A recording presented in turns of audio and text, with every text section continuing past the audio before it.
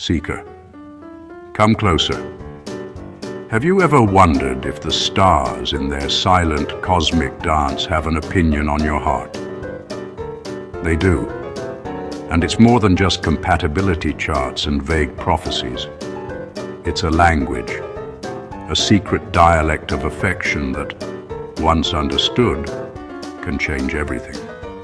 I am the Ghost King, and I've spent a lifetime deciphering these celestial whispers. Today I'm not just giving you a list, I'm giving you a key. We'll explore the hidden love language of every sign, with real stories of how this knowledge transformed relationships. We'll even uncover the truth behind the flight that saved a marriage. But be warned, Seeker.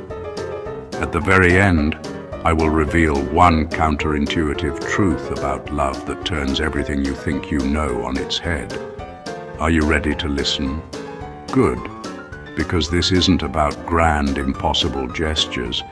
This is about practical, real-world micro-actions.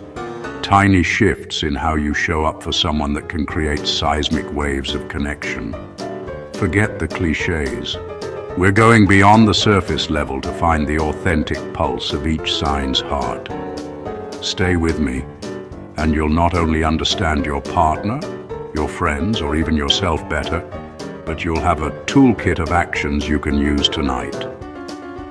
Let's begin our journey through the zodiac. First, Aries, the pioneer, the warrior. Their love language is not whispered, it is declared. It's bold gestures. Aries needs to see love in action. They fall for the person who doesn't just say, "I support your dreams," but the one who shows up with a detailed plan to help them achieve it. I knew an Aries whose partner, tired of hearing about her dream to run a 5K, simply registered them both for a race 3 months away. It wasn't a suggestion. It was a challenge. That single, decisive act of belief became a shared ritual, and they've run a race together every year since. Your micro-action: don't ask for permission. Take initiative on a shared goal. Book the tickets, sign up for the class, start the project. Show them you're not just a spectator in their life. You're on the field with them. Seeker, when was the last time you took a loving risk? Next, we find Taurus, the anchor of the zodiac. For them, love is tangible. It's physical touch and deep, sensual comfort. Words can feel hollow to a Taurus, if not backed by a comforting presence. They need to feel safety and luxury in their bones. A friend of mine, a Taurus, was going through a terribly stressful period at work. His partner, instead of offering advice, bought him a high-quality weighted blanket. Every evening they had a ritual: 10 minutes under the blanket, no phones, no talking, just the quiet, grounding pressure. He later told me, that blanket said more than 1,000 "it's going to be okays." It was a physical manifestation of support. Your micro-action is simple. Elevate a moment of comfort. Make their favorite tea in their favorite mug. Give a meaningful 5-second hug, or simply create a space of quiet stillness for you both. How can you make your love physically felt? Ah, Gemini, the witty, curious twins. Their love language is words of affirmation, but with a twist.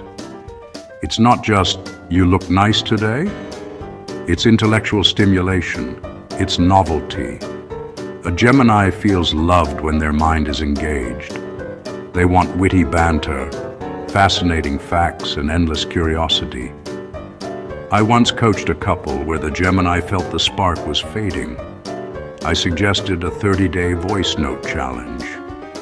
Each day, they had to send the other a 2-minute note about the most interesting thing they learned or thought about. No logistics, no chores, just pure, unadulterated curiosity.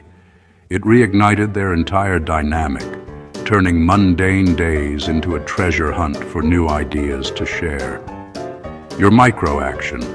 Send them a link to an article or podcast you know they'll find fascinating, with the simple message, "This made me think of you." Spark their mind, and you'll capture their heart. What new idea can you share today? Now, Cancer, the nurturer. Their love language is acts of service, filtered through a lens of emotional care and nostalgia. To love a Cancer is to create a sanctuary. They feel cherished through acts that say, "I want you to feel safe and cared for." Think less about fixing a leaky faucet and more about creating emotional comfort. I remember a Cancer who told me the most romantic thing her partner ever did was institute Soup and Stories Sundays. Every Sunday, he'd make a big pot of soup from scratch, and they'd sit and share stories from their week, their childhoods, their dreams. It wasn't about the soup. It was about the ritual of being nourished, body and soul. Your micro-action. Perform a small act of domestic tenderness. Make their side of the bed.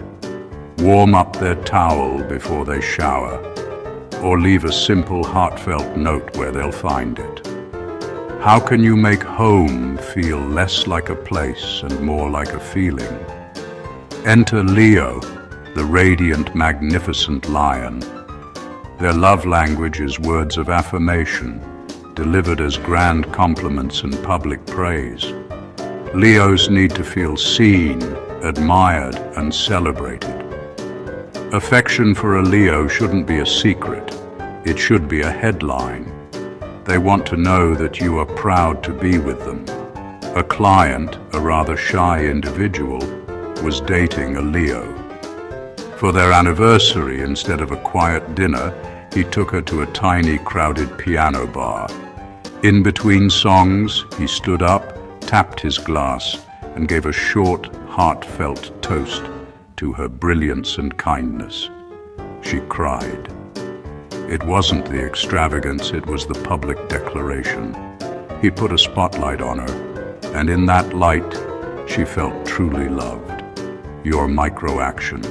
Praise them in front of someone else. Whether it's to a friend, a family member, or even a stranger, speak of their greatness. Let them overhear you bragging about them. When did you last let your pride in them shine publicly? And now, Virgo, the meticulous, devoted helper. Their love language is acts of service, but of a very specific kind. Practical, thoughtful problem solving. A Virgo shows love by making your life easier. They notice the squeaky door, the disorganized shelf, the looming deadline you're stressed about, and they quietly fix it. They feel loved when you notice and appreciate these small, perfect acts. I once mediated a silly argument between a couple. The fight was about a squeaky door that had been driving one of them mad for weeks.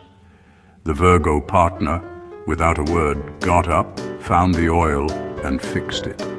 The silence of the closing door was more powerful than any apology. It was a truce. It was love. Your micro-action. Identify one small, persistent annoyance in their life and solve it for them without being asked. Don't announce it. Just do it. Let the result speak for itself. What small friction can you smooth over for them? If you have reached this far, seeker, it means you are not looking for simple answers. You are looking for genuine understanding. I see you. For years I felt like I was speaking a language no one understood, until I found this cosmic dictionary. It gave me the words. My mission here is to share it with you, to give you the tools to build deeper, more authentic connections. I drop new stories and celestial insights like this every single week. If this resonates with you, subscribe and join our community of seekers. Now, Let us continue. Libra, the diplomat, craves balance, beauty, and partnership. Their primary love language is quality time. But for Libra, this means undivided, harmonious attention. It's not about sitting in the same room on your phones. It's about creating a shared experience of beauty and connection. They feel loved when you put everything else away and create a bubble just for the two of you. I know a Libra who felt constantly disconnected from her partner. I suggested tech-off candle walks. Every evening after dinner, they would leave their phones at home and walk for 15 minutes, guided only by street lights and candlelight from their windows. That small, intentional act of disconnecting from the world to connect with each other saved their relationship. Your micro-action. Schedule a 20-minute device-free conversation. Make eye contact, truly listen. Create a beautiful moment just for you two. When can you build a sanctuary of time? Then comes Scorpio, intense, perceptive, and fiercely private. Their love language is not for the faint of heart. It is deep loyalty and emotional intimacy. A Scorpio needs to know you are in their corner, unequivocally. They test for this. They need to know their secrets are safe with you, that you can handle their darkness as well as their light. A Scorpio I know created a secrets box with their partner. It was a place where they could write down their deepest fears, shames, and desires, and share them only when they both felt ready. It was a ceremony of trust, a physical container for their emotional intimacy. That box became the most sacred object in their home. Your micro-action. Share a small, genuine vulnerability, not for drama, but as a gift of trust. Or defend them when they're not in the room. Show them your loyalty is not just a word, but an unbreakable bond. Can you be a safe harbor for their soul? Sagittarius, the eternal adventurer and philosopher. Their love language is shared adventure and quality time spent exploring. A Sagittarius feels loved when you say yes to the unknown with them. They don't want to be tied down. They want a co-pilot. Love for them is a journey, not a destination. I remember a Sagittarius who was feeling trapped in a monotonous routine. His partner, sensing this, woke him up at midnight on a Friday, handed him a thermos of coffee and a bag of snacks and said, "Let's just drive." They drove for 2 hours to a beach they'd never seen, watched the sunrise and drove back. That cheap, spontaneous road trip redeemed their entire month. It was a reminder that adventure was still possible. Your micro-action. Plan a micro-adventure. It could be trying a new restaurant in a different neighborhood or taking a different route home. Break the routine. Say, "Let's go." Where is the next adventure, big or small? Capricorn, the master builder. Their love language is acts of service and unwavering, steady support. Capricorns are ambitious and responsible. They feel loved not through flowery words, but through reliability. They fall for the person who shows up on time, every time. Your word is your bond. I knew a Capricorn whose partner started setting calendar alarms for important moments, not just birthdays, but for the day before a huge presentation, with a note saying, "You've got this." These weren't romantic gestures, they were love contracts. Each notification was a piece of evidence that said, "I see your goals, I respect your effort, and I am here reliably beside you." Your micro-action. Follow through on a small promise you made. Do it without fanfare. Let your consistency be the love letter. How can your reliability speak louder than words? Aquarius, the visionary and humanitarian. Their love language is intellectual connection and words of affirmation that praise their unique mind. An Aquarius feels loved when you are fascinated by their strange ideas. They want a partner in revolution, a fellow mind to spar with. They value ideas over fluff. A fascinating Aquarian couple I know instituted debate nights. They would pick a topic from artificial intelligence to the ethics of pineapple on pizza and have a structured debate with rules. The goal wasn't to win, but to explore the corners of each other's minds. It was their version of a date night, and it was more intimate to them than any candlelit dinner. Your micro-action. Ask them, what's the most interesting rabbit hole you've gone down this week? And then listen, truly listen, with genuine curiosity. Engage with their mind. What unconventional idea can you explore together? Finally, Pisces, the dreamer and the mystic. Their love language is emotional intimacy and quality time spent in shared dreamscapes. A Pisces feels loved when you are willing to swim in the deep, often confusing waters of their emotions without judgment. They need to feel a soul-level connection. I suggested a dream journal swap to a Pisces and their very pragmatic partner. Each morning they would write down any snippets of their dreams, and once a week they would read them to each other. It wasn't about interpretation. It was about visiting each other's subconscious worlds. It created a bond that transcended the mundane reality of their daily lives. Your micro-action. Share a dream, a hope, or a fear with them. Ask them about theirs. Create a space where the unspoken can be spoken and the unseen can be seen.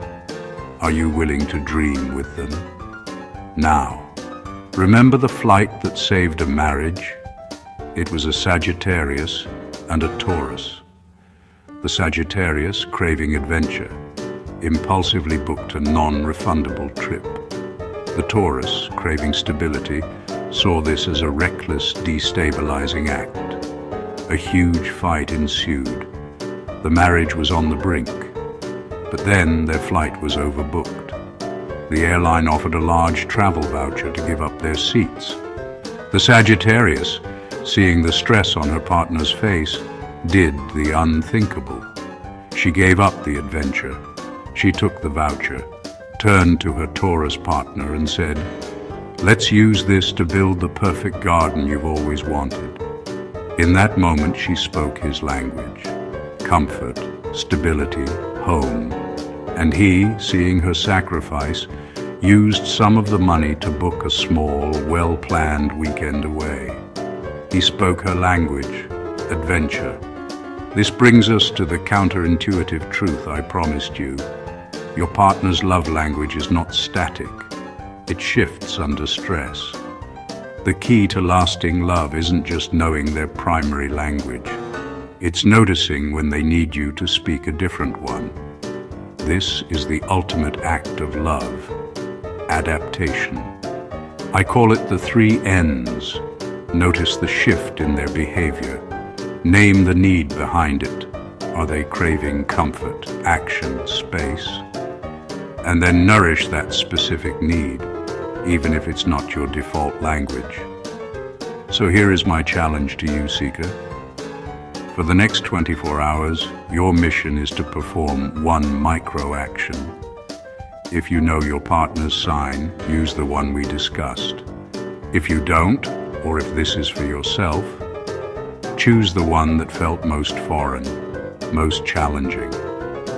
Step outside your comfort zone and speak a different dialect of love. You don't need a grand plan or a perfect moment. You just need one small intentional act. This is not about changing who you are. It is about expanding your capacity to love. It is about becoming multilingual in the language of the heart.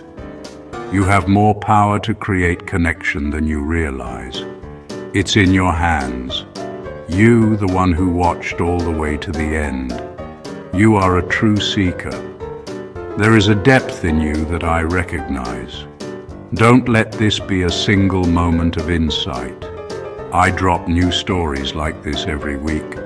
Go and binge the archives if you haven't yet.